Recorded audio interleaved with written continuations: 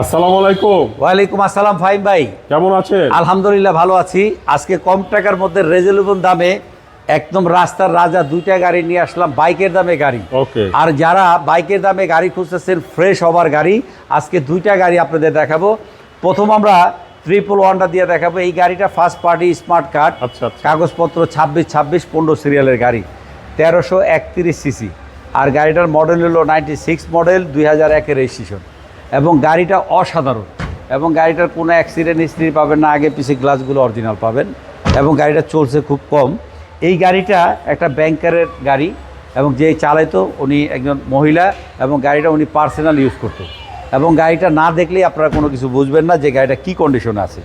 তো চলুন, আজকে যে গাড়িটা আমরা দেখাইলাম, এই গাড়িটার সব কিছুই আমরা দেখাইলাম, শুধু ইঞ্জিন সাইডগুলো দেখেন, তাইলে বুঝতে পারবেন যে গাড়িটা কী কন্ডিশন। আচ্ছা। এবং আগে পিছিয়ে যা দেখতেছেন অরিজিনাল কালার। ওকে।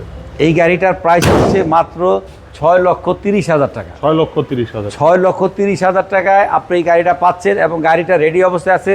চাইলে যে কোনো টাইমে আপনি পেমেন্ট দিয়ে নিয়ে যেতে পারবেন। ওকে। তারপরে 96-এর একটা Corsa all auto, 1331 CC, blue colour. Okay. এই গাড়িটা 13 সিরিয়ালের গাড়ি, এবং গাড়িটার কন্ডিশন খুবই সুন্দর।